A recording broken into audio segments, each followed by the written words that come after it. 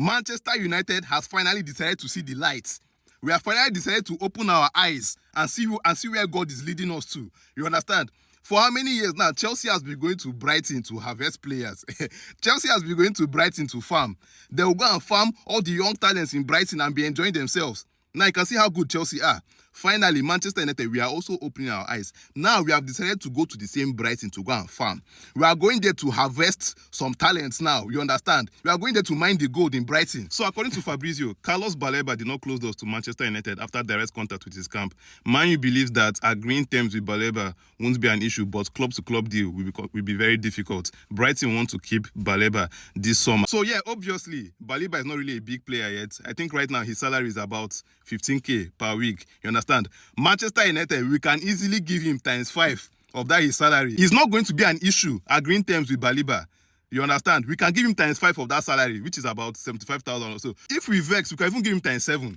We'll just close eye and put him on 100k per week. You understand? So yeah, personal terms with him is not going to be an issue whatsoever. The only issue right now is these Brighton people.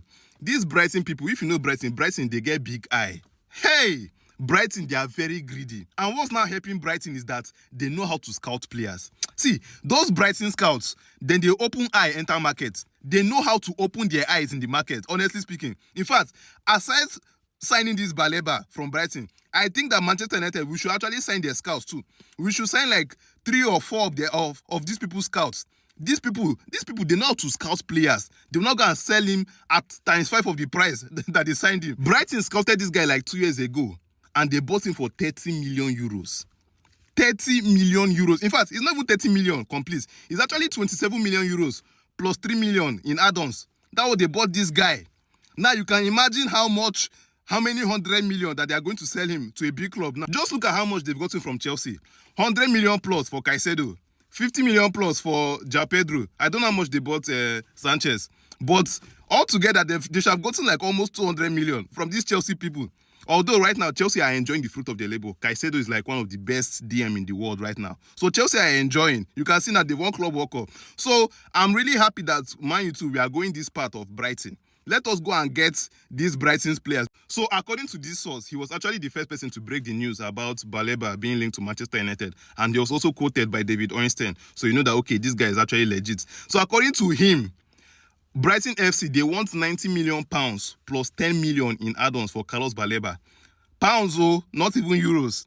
That's after signing him for 27 million euros, which is about 22 million pounds or so. After signing him for 22 million pounds, now they're about to sell him 2 years later for at least 90 million pounds plus another 10 million in add-ons. Hey! And apparently Manchester United, we value him at 70 million pounds. So obviously it's going to be very difficult. You know, Brighton, they are very, very tough to negotiate with. Brighton, they want to always collect the full money, the full amount for a player. Especially in this case now that they actually don't want to let him go. They actually want him to stay for 1 more season. So it's going to be very difficult. Honestly, if we can get this guy for, let's say, about 80 million pounds plus this same 10 million in add-ons, it's going to be a very good deal, if you ask me. If you can get it for 80 million, in fact, we should have used the money that we are spending for Sesko now. We should have used it to actually get this guy first. Let us know that we've gotten this guy first. We've addressed this midfield issue. Then, you know, if there's any change remaining, we can go and start talking about Sesko. That's for me, Sha. Our midfield is more urgent than striker. We have like 4 people that can play that striker. Anyways, we are still going to try, you understand. We are Manchester United. We are still going to try, even though Brighton don't want to sell him. We always get what we want, you understand. So yeah, I believe we have the money actually. If Brighton wants 90 million for this guy, we have the money to pay. This is the exact profile in the midfield that we are missing in this club. We can't go anywhere with Ugarte only, you understand? Or Menu. We need someone like this, someone that can hold the ball, someone that can get the ball from the defense, you are press resistant, and you can build play from the back.